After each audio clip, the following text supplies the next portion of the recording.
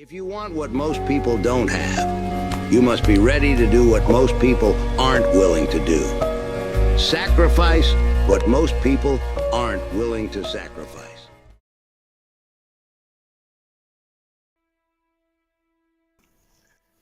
Yeah, this is our frontal class day 1. So let's hit the nail on the head. So things you need developer and powder. This is the developer, and you need a brush for application, and you need your frontal wig. Okay, you can see frontal wig has to be a quality one, else you won't get what you're looking for. So let's hit the nail on the head. Let's go to practice. Okay, first thing, you apply your powder. That's your bleaching powder. You can use any product you want as long as a quality one. Then you apply your developer, but I advise you, when you mix in these two, don't make it too light, neither too thick. Let it be moderate. In fact, let it be moderate. It's better it's very thick than too light, because when it's too light, it will pass through the net and affect almost all the hair. It will go around the hair. But once it's a kind of thick, it will just stick to the position you're applying it. So after then, now you use your plastic to apply. You know, sometimes when you're using your brush to apply, it actually gives some funny effect. So plastic is more fine, it's more defined, so you can use that to do your application.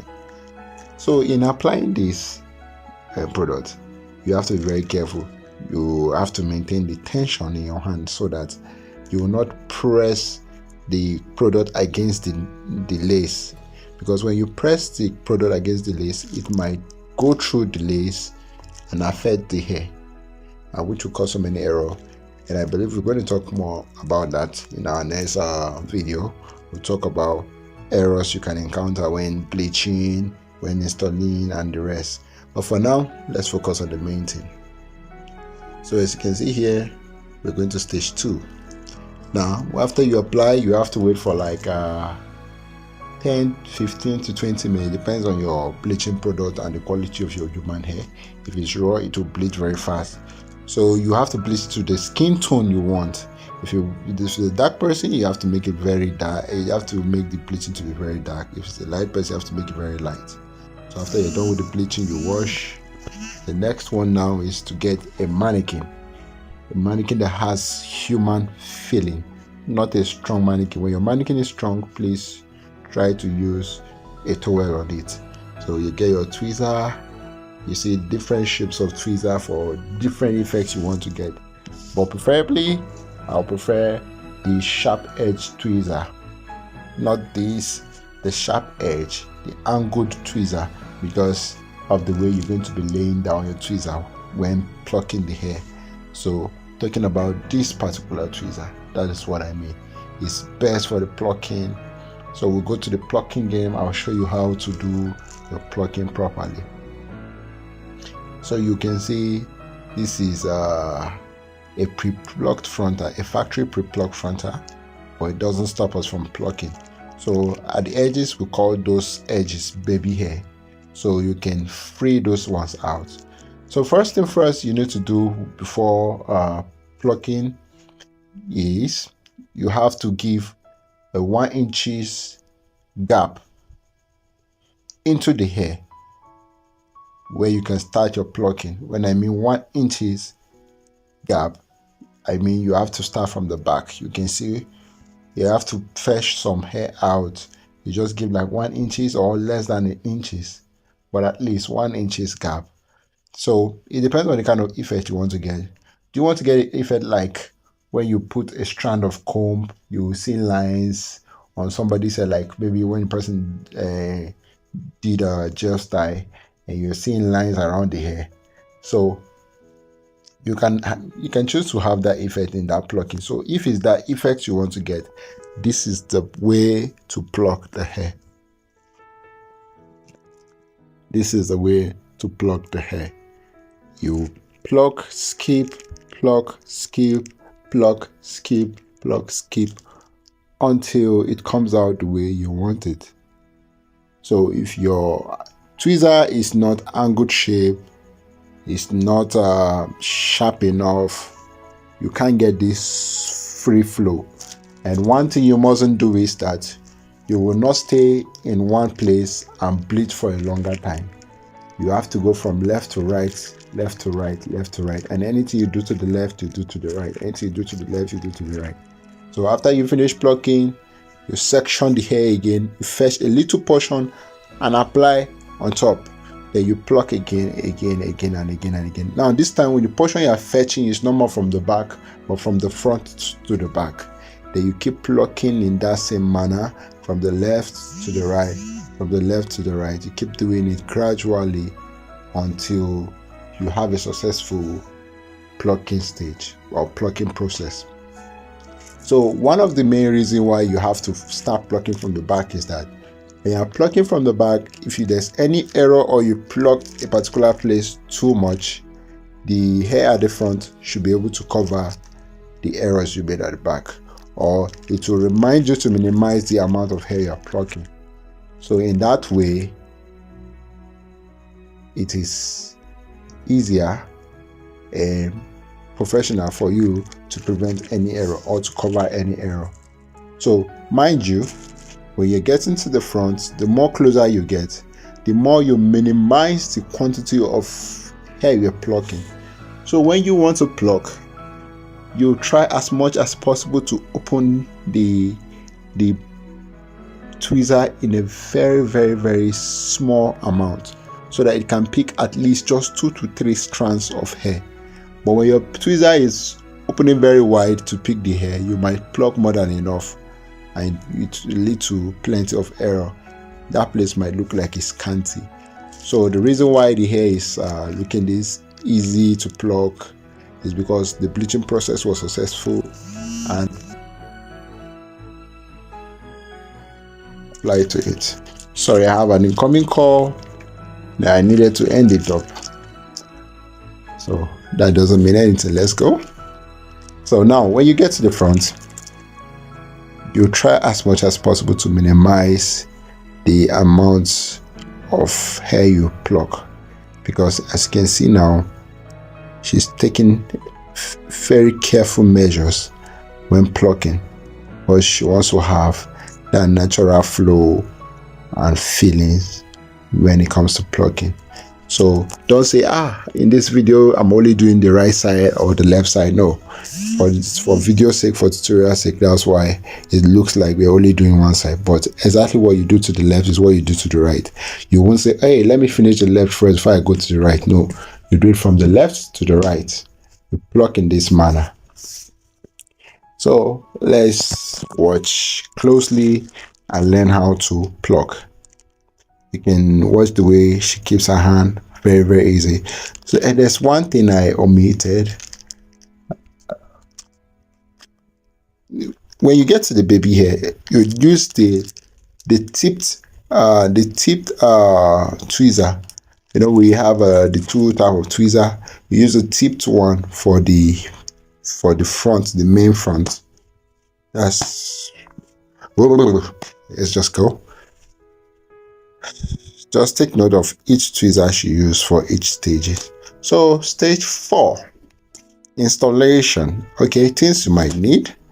These are products you might need. You can actually pause the video to check the list of what you might need. You need a wicker, a melt belt, you need a candlestick, you need a wax stick, you need so many things, so many products. There are plenty of products that can substitute plenty of the product. Just take notes of which you have and which you don't have. Anyone can substitute. So this is the lace glue. So you apply the lace glue in this manner.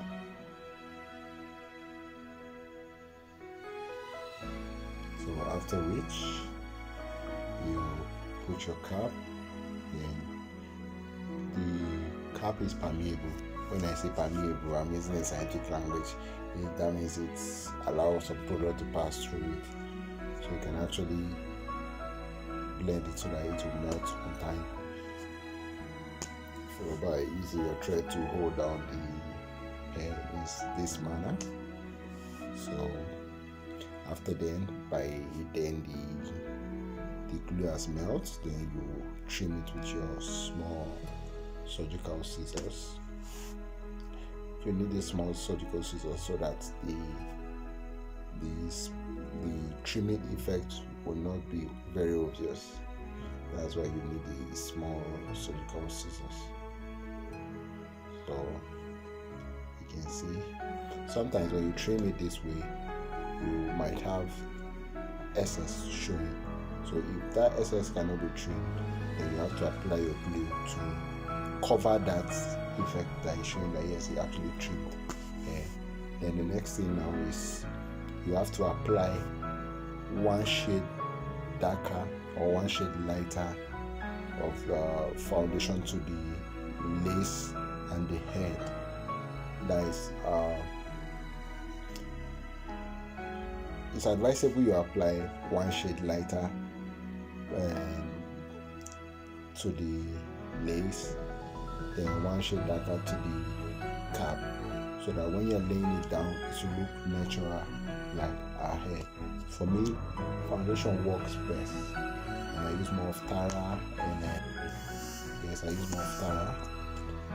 Then after you've done that, you make sure you set your cap. If your cap is balanced, then you go by what?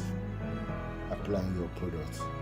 You apply it directly the way you want it to lay on the person's head. So sometimes if you're doing it, you have to be very careful. You have to go through the person's front to check if the manner at which you apply the gum is equal to the left and equal to the right. So when it's equal to the left and equal to the right, you blend in, don't blend out, you blend in. You blend in, don't blend out. When you blend out, you might exceed the line that you intend to stop. And when you exceed the line you intend to stop, your installation get messy. So after then, you wait for the first layer to dry. You apply another layer. So at most, you can apply 3 layers. If you really want your installation to last longer, you apply like 3 layers. So after applying 3 layers, then you wait for it to dissolve, like it's almost disappearing, but you shouldn't allow it melt completely, because once it's melt completely, it's going to dry, and when you lay the net, it's not going to glue to a scalp because it has dried too much. So you can see the level at which it got to before she laid the frontal. So when you lay it like this, you plead with the customer, please help me hold the hair, I want to, and when you lay it, please avoid using your hand to do that, because once you're using your hand to press the lace against the scalp, sometimes most of the hair will glue to the lace.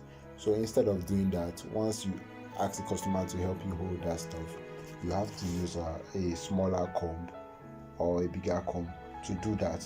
You will do it in a manner as if you are combing the hair. So you'll be using the tip of the comb to scrub the net, so that the hair will look like you are combing it. So in that manner, the lace is actually gluing to the hair more and more. So after then, you use your wax stick and apply on the frontal. Then you use your hot comb. They are married, you cannot separate them. Your wax stick and your hot comb works hand in hand, so you have to work with them. Wherever place you are going to style it, you have to work hand in hand, and be very careful not to use a freezing spray when you are about to style hair. Until you are certain that you're not going to touch that style anymore, that's when you use a freezing spray. I've done that mistake severally over and over and over, and I've really learned my mistake. So now the glue she applied has actually dried, so she's going in to trim. So in this kind of manner, at times when you are trimming, you observe that there are places that okay, the glue did not actually hold the lace. Feel free to go back and use either you can use the edge of your comb, or you can use any sharp tiny object that can go under the net or in between the net and your scalp to apply the glue. You can fetch it in a lighter quantity. You can see what she's doing here. You can fetch in a lighter quantity and apply. Yeah, so when you apply, you just give it a small time to dry, then you press the lace back. If possible, you can tie it so that the frontal will have very smooth melting. So having done that, you can actually start by bringing out your baby hair, or probably sometime when you use a product that is messy, that can show. If your lace is still showing, you can still feel free to go back and use your what do we call it? You can use your powder palette, or you can still use your foundation. Now you're going to use one shade darker, not one shade lighter anymore, one shade darker, and dab the edge of those dab the edge of the lace so that the color will be hidden from being visible. So after then, you comb the hair backward. So after combing the hair backward, now you section out your baby hair how you want it to be.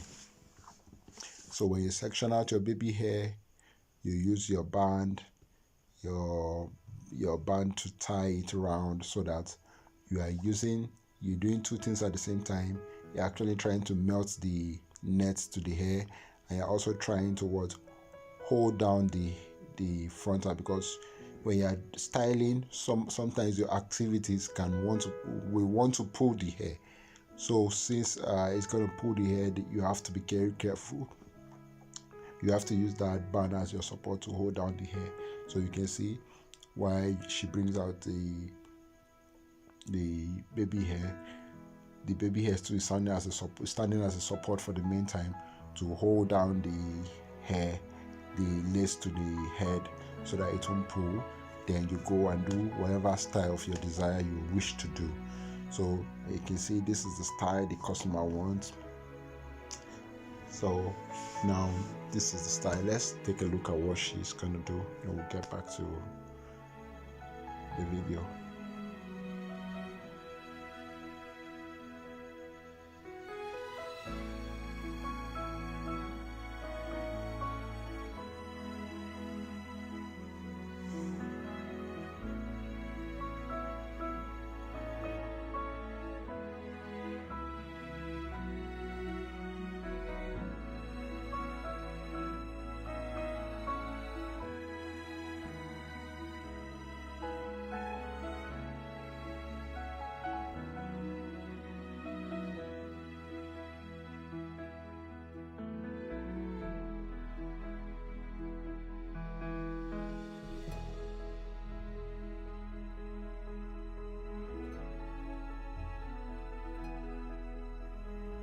So after styling, like I said the last time, you have to always use your wax stick and your hot comb. They are married, you can separate them. Always use them to style your hair, so any position, to any direction you want, anytime you are styling. So you can see that's exactly what she's doing in this video. And now she actually wants to do a ponytail. So you can see whatever direction she's going to, it's always working with a hot comb and a wax stick. So here he's going to use a black band to hold it. Now you see, when it gets to this kind of stage, you know that okay, you're not going to temper with the ponytail anymore. You can actually use a freezing spray. Now in this place, it's actually using a got to be spray. A got to be spray is also a freezing spray, or you can use any other preferable styling spray. So you can see now she has freezed it. That simplifies that she's not going to touch that place anymore. Neither her comb is going to touch it anymore. So you can see, so she's using a hot comb to guide the whole stuff. Now for this braid, this is how she chose to take it across the hair. I think it's still okay.